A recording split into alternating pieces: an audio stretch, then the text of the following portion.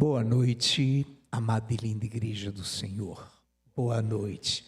É uma honra, é com alegria que uma vez mais nos encontramos aqui para mais um culto de doutrina e desta feita traremos da arca de Noé ao arrebatamento, ou da arca ao arrebatamento. Será com certeza mais uma doutrina da qual com convicção dizemos que nos será maravilhosamente benéfica. Muito bem, queremos também cumprimentar, além da igreja, que já o fizemos, ao internauta que interage conosco, é uma honra também tê-los, a todos quantos estão online nos assistindo. Muito bem, nesta noite queremos repetir a temática da arca ao arrebatamento. Muito bem, igreja, bênçãos sem medida serão derramadas também nesta noite. Nós vamos ler, introduzindo essa doutrina, o livro, e no livro do Gênesis, capítulo meia dúzia, Gênesis, capítulo meia dúzia, versículos de 11 a 13. Versículos de 11 a 13, capítulo 6 do Gênesis. A terra estava corrompida à vista de Deus e cheia de violência. Viu Deus a terra, e eis que estava corrompida, porque todo ser vivente havia corrompido o seu caminho na terra. Então disse Deus a Noé: resolvi dar cabo de toda a carne, porque a terra está cheia de violência dos homens. Eis que os farei receber juntamente a terra, juntamente com a terra. Vou repetir, a terra estava corrompida à vista de Deus e cheia de violência.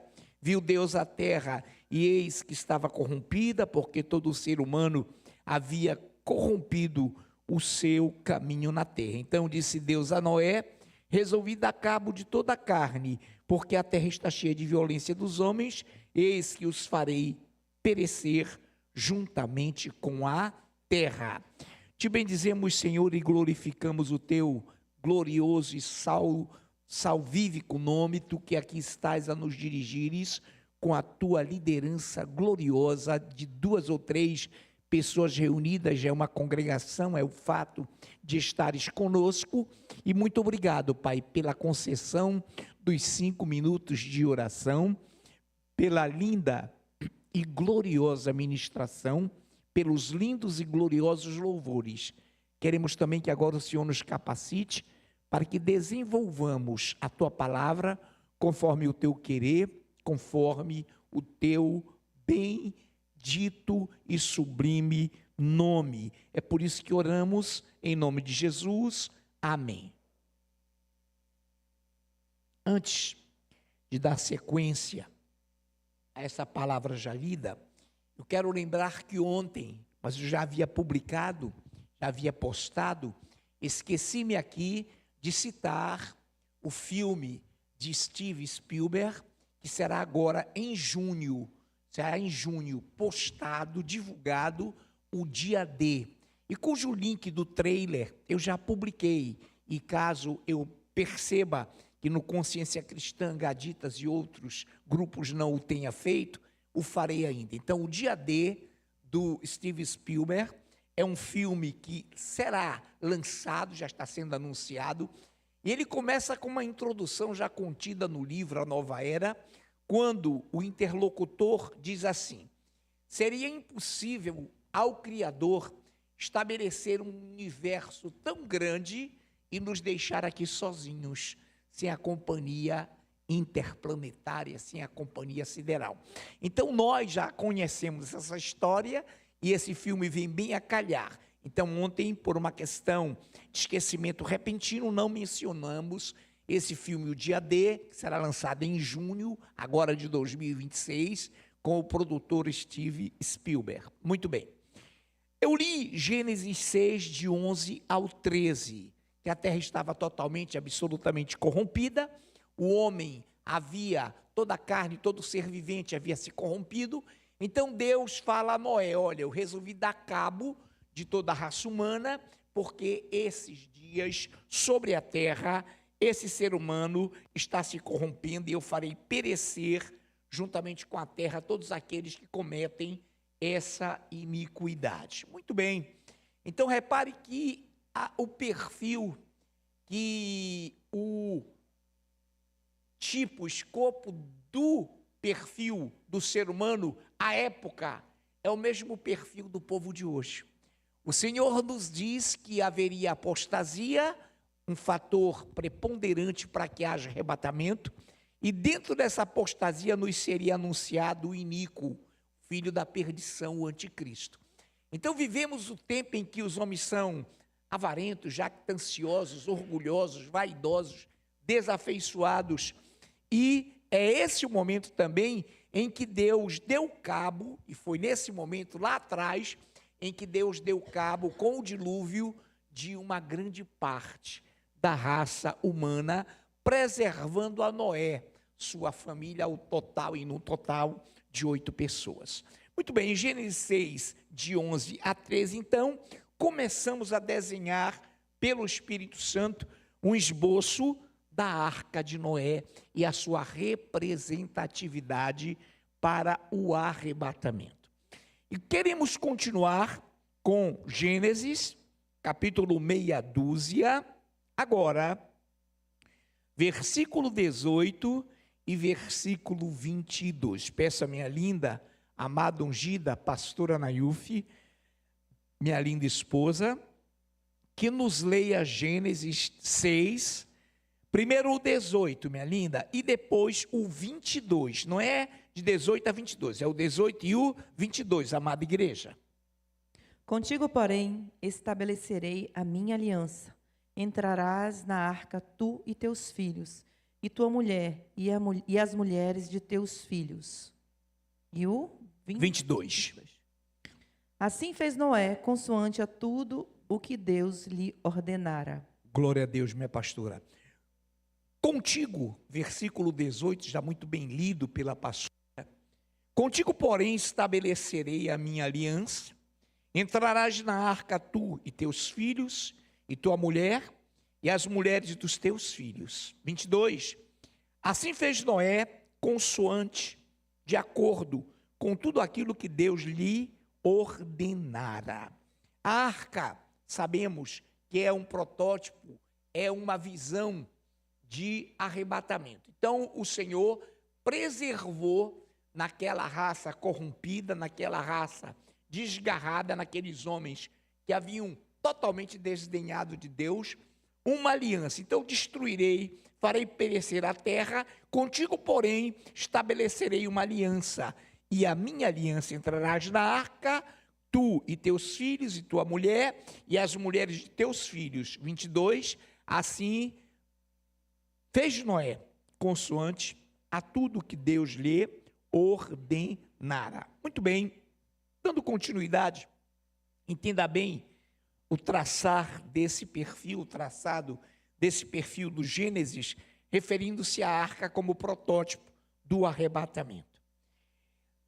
Gênesis 7, verso 1. Gênesis capítulo 7, versículo 1, com o nosso ministro Christian Lucas. Portanto, Gênesis 7, versículo 1. Acompanhe o raciocínio.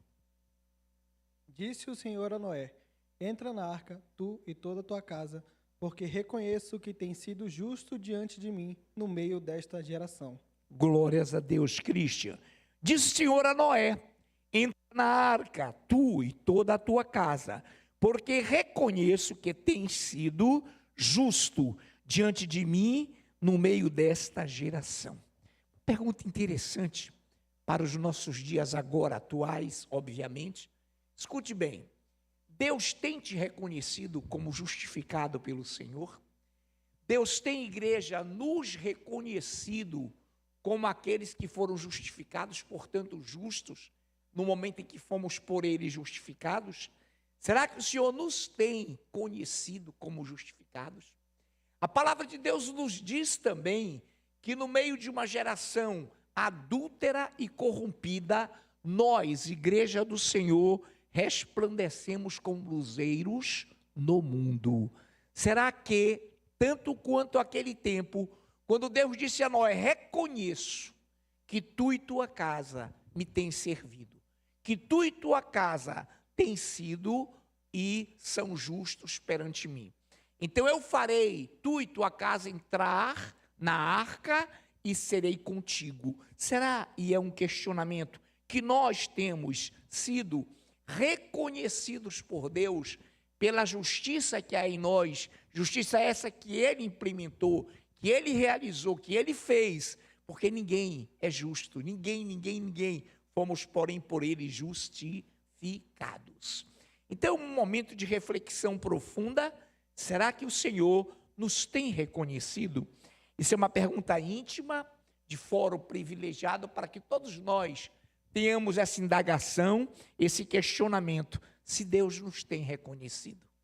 Como é que avaliamos pelo nosso comportamento, pela nossa visão, por aquilo que temos no coração em relação ao nosso Criador, em relação ao nosso Deus? Muito bem, quero também relembrar e trazer à memória algo impressionante e maravilhoso. Hebreus 11, versículo 7, com o nosso ministro Anderson Vecchione. Hebreus 11, versículo 7, Anderson Vecchione. Pela fé, Noé, divinamente instruído acerca de acontecimentos que ainda não se viam, e sendo temente a Deus, aparelhou uma arca para a salvação de sua casa, pelo qual condenou o mundo e se tornou herdeiro da justiça que vem da fé. Aleluia! Pela fé, registra a carta aos Hebreus, pela fé, Noé divinamente instruído acerca de acontecimentos que ainda não se viam, e sendo temente a Deus, aparelhou uma arca para a salvação de sua casa, pela qual condenou, pela arca, condenou o mundo e se tornou herdeiro da justiça que vem da fé. Então nós, igreja, que temos no coração a justiça que vem da fé, nós que fomos justificados pela fé, o justo viverá pela fé, nós temos a convicção de que somos reconhecidos por essa justiça implantada em nós por Deus. Quantos aqui têm essa convicção? Amém, glórias ao Senhor. Então, bendito seja o Deus vivo. Ainda, nesse momento, eu pego um fragmento, pedaço, reticências, um fragmento, foi dito outra coisa antes, mas eu quero pegar esse fragmento de primeira carta de Pedro, capítulo 3. Primeira carta do apóstolo Pedro, capítulo 3, versículo 20. Contexto anterior e posterior, você veja em casa que você vai entender a dinâmica. 1 de Pedro 3, 20. Os quais no outro tempo foram desobedientes quanto à longanimidade de Deus, aguardava nos dias de Noé, enquanto se preparava a arca, na qual poucos, a saber, 8 pessoas foram salvos através da água. Olha que coisa linda, os quais no outro tempo foram desobedientes a Deus. Ele fala de desobediência nesse texto, quanto à longanimidade de Deus, que aguardava nos dias, obviamente, de Noé, a arca. Então essa arca, essa longanimidade do Senhor, era justamente o momento em que Noé pregava para que o povo se arrependesse. Não havia ainda descido as águas e o povo ouvindo Noé pregando incessantemente. Essa foi a longanimidade de Deus. Hoje, quantos estão ouvindo, é uma força de expressão, quantos estão ouvindo que o Senhor vai arrebatar a sua igreja? Quantos estão ouvindo que o Senhor virá? Sempre, sempre, sempre. A longanimidade de Deus está se espraiando uma vez mais sobre a face da terra, e além da igreja justificada, ele quer arrebatar o maior número de pessoas. Porém, essa longanimidade de Deus está fazendo com que esse povo descreia e se torne cada vez mais impenitente, se torne cada vez mais incrédulo com relação ao arrebatamento. E isso vai ser já comparado através e pelas Escrituras. Muito bem, atentemos bem. Lucas, Evangelho de Lucas 17, versículos de 26 ao 30. Lucas, capítulo 17, perdão, 17, perdão. Não existe Lucas 27, não existe. Lucas 17, 26 a 30. Oswaldo tem nossa versão? Oswaldo tem. O nosso diácono Oswaldo nos lerá, portanto, Lucas 17, de 26 ao 30. Tente bem, igreja e internauta. Assim como foi nos dias de Noé, será também nos dias do Filho do Homem. Comiam, bebiam, casavam e davam-se em casamento, até o dia em que Noé entrou na arca, e veio o dilúvio, e destruiu a todos. O mesmo aconteceu nos dias de Ló. Comiam, bebiam, compravam, vendiam, plantavam e edificavam. Mas nos dias em que Ló saiu de Sodoma, choveu do céu fogo e enxofre, e destruiu a todos. Assim será no dia em que o Filho do Homem se manifestar. Glória a Deus, muito obrigado pela excelente leitura, diácono Oswaldo. Essa palavra, igreja, ela se repete também no Evangelho de Mateus, portanto no Lucas, em Marcos. Escuta lá os detalhes agora, escuta lá, eu queria dizer, internauta. Lucas 17, 26 a 30, já muito bem lido pelo nosso diácono Oswaldo e repetido agora para efeito de fixação. Assim como foi nos dias de Noé, olha a comparação, olha a analogia, igreja.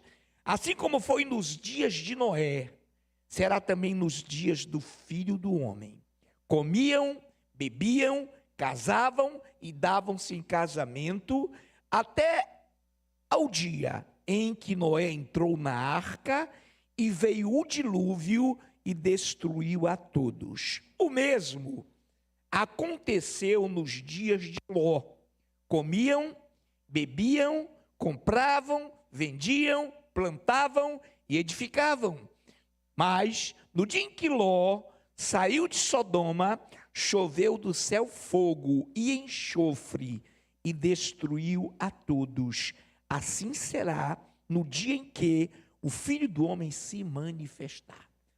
Então Deus compara aí em Lucas o arrebatamento com os dias de Noé, com a arca, e também com os dias de Ló, quando ele saiu de Sodoma e choveu fogo e enxofre, e todos nós sabemos que ele foi instado, os anjos insistiram com Ló para que saísse ele e sua família. Porém, Deus já sabia que sua mulher estava pegada a Sodoma. E naquele momento, então, houve uma ordem: não olhem para trás. Hoje, o que significa essa ordem, não olhem para trás? Igreja, significa, não coloquem a sua esperança no mundo. Não se coloquem como aqueles que dizem adorar-me, mas que estão apegados no mundo, aos valores mundanos, às obras da carne. Não se apeguem a essas coisas. Olhar para trás é no sentido de retrocesso, de retroceder, de não ir prosseguindo para o alvo, mas retrocedendo para a perdição.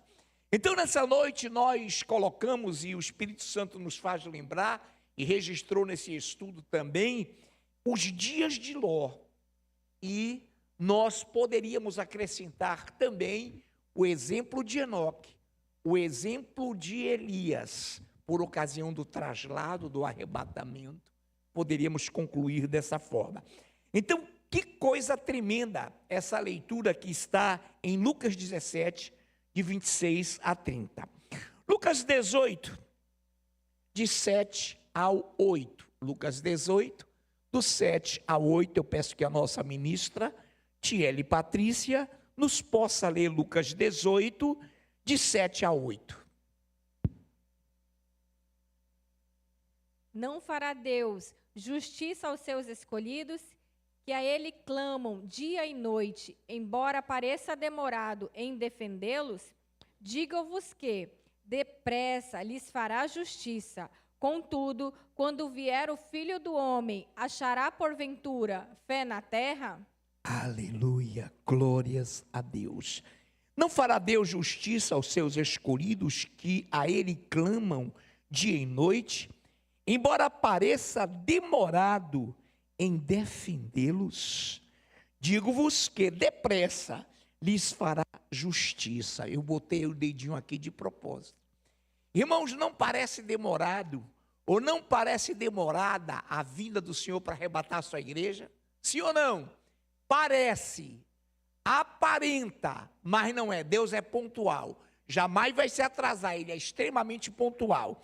Contudo, quando vier o Filho do Homem, achará porventura fé na terra? O mesmo perfil comportamental, o mesmo perfil de um povo que viveu prestes e às vésperas do dilúvio. Mesma visão, mesmo perfil do povo que estava em Sodoma. É o mesmo perfil, é a mesma comparabilidade, a mesma analogia do povo que estava em Sodoma e do povo que viveu nos dias do dilúvio. Amados do Senhor, o Deus vivo não está demorando em nos atender. O nosso povo, o povo de Deus sobre a terra, clama a Ele dia e noite. E é óbvio que aos olhos humanos, no cronos, na cronologia humana, parece que está demorando, mas o Senhor não está demorando, e a palavra aqui que nos salta aos olhos é depressa. No tempo kairos, no tempo divino, ele vem depressa. Depressa lhes fará justiça. Contudo, todavia, quando vier o Filho do Homem, achará porventura fé na terra? Ele achará, porque o amor se esfriará de quase todos. Quem aqui faz parte do quase? Olha, está fraco, mas não tem problema. Quantos aqui têm convicção de que irão? Quantos? Quantos aqui têm convicção de que querem ir? Quantos aqui têm convicção de que não estão retrocedendo, mas estão firmados e avançando para o alvo? Amém? Vamos aplaudir esse Deus?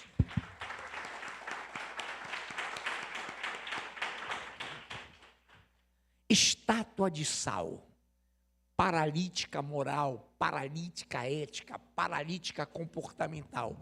A mulher de Ló estava completamente absorvida, envolvida com os valores mundanos. Por isso tornou-se uma estátua de sal, sem vida, paralítica, emocional, totalmente, espiritualmente perdida.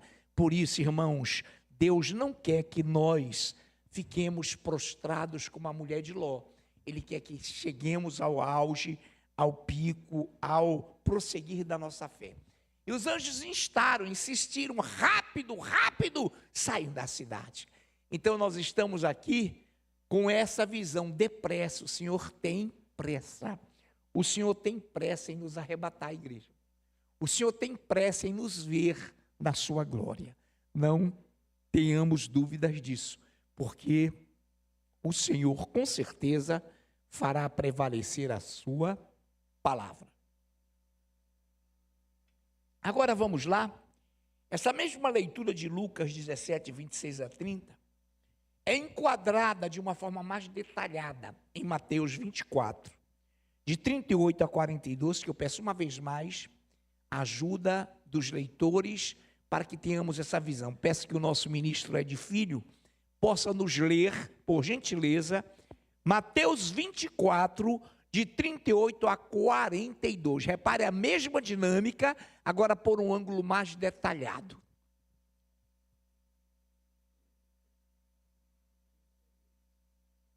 Portanto, assim como nos dias anteriores ao dilúvio, comiam e bebiam, casavam e davam-se em casamento, até o dia em que Noé entrou na arca.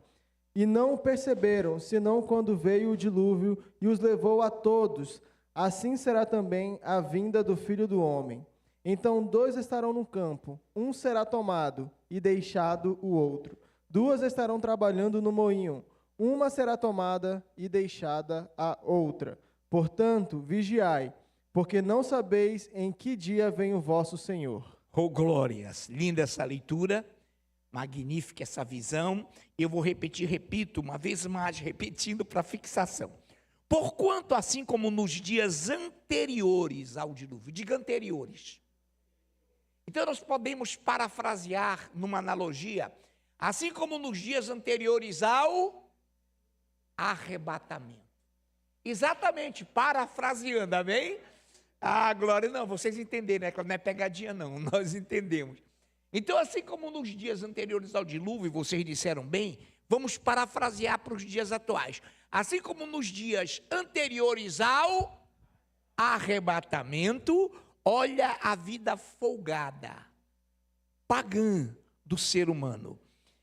Comiam e bebiam, casavam e davam-se em casamento. Alguém diria, pastor, a igreja não vai comer nem beber não, nem se casar não, irmão, pode comer, pode beber, pode se casar, desde que estejamos com os olhos fitos no Senhor. Desde que estejamos com os olhos fitos no arrebatamento. Não como a mulher de Ló, que comia, bebia e não queria mais nem casar, porque já estava absolutamente prostituída. Então vamos lá, até ao dia em que Noé entrou na arca. Vamos parafrasear, diga assim, até ao dia que a igreja foi arrebatada. Vamos repetir? Até ao dia em que a igreja foi arrebatada.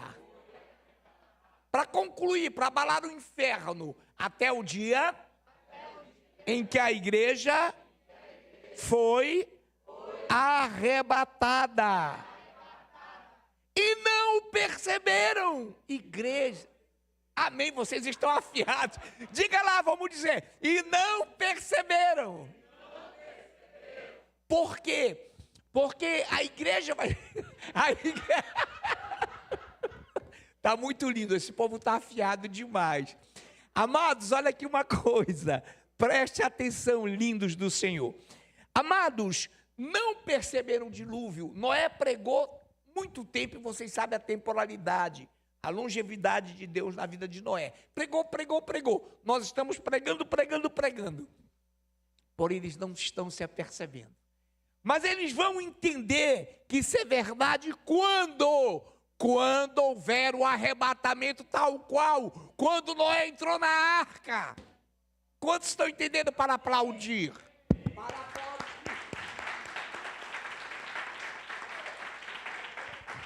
E não o perceberam até o dia, senão quando veio o dilúvio e os levou a todos. Assim será também a vinda do Filho do Homem. Então, olha o arrebatamento explícito, porque em alguns textos, alguns coaches colocavam, não, mas cadê a palavra aqui? Olha lá, então, 2 estarão no campo, um será o que é tomado, raptado, o que é tomado, levado, o que é tomado, arrebatado, e outro será aonde? Na terra, será deixado na terra. Olha aqui, um será tomado e deixado outro.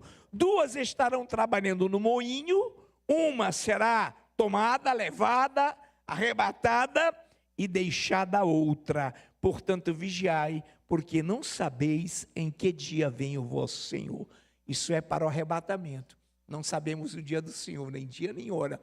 Mas as condicionantes, as condições que estão aí nos mostram que Ele está voltando. Amém, queridos? Deus seja louvado. Muito bem, aí vamos para o momento que é conclusivo para nós. Primeira de Paulo aos Coríntios 15, versículos de 51 ao 52. 1 de Coríntios 15, versículos de 51 ao 52. Todos encontraram? A Aline teria a nossa versão, diaconisa? Teria? Então vá lá, Aline, por gentileza, nos leia 1 de Coríntios 15, de 51 a 52. Eis que vos digo um mistério: nem todos dormiremos, mas transformados seremos todos, num momento, num abrir e fechar de olhos, ao ressoar da última trombeta. A trombeta soará, os mortos ressuscitarão incorruptíveis, e nós seremos transformados. Oh, glória! Parafraseando lá em 1 de Paulo aos Tessalonicenses 4, de 15 a 16, fala que nós seremos arrebatados. Lindo, a mesma passagem com diversificação no estilo. Eis que vos digo um mistério, já muito bem lido pela diaconisa Aline. Eis que vos digo um mistério, nem todos dormiremos, ou seja, nem todos estaremos mortos, mas transformados seremos todos. Diga, transformados. Seremos todos. Oh, glória! No momento, no abrir e fechar de olhos, ao ressoar da última trombeta. A trombeta soará, os mortos em Cristo ressuscitarão incorruptíveis e nós seremos transformados. Igreja, no momento, um piscar de olhos, que é instante no original. Não tem, se eu piscar aqui e você, fração de segundos, nem um segundo. Piscou, não é nem um segundo.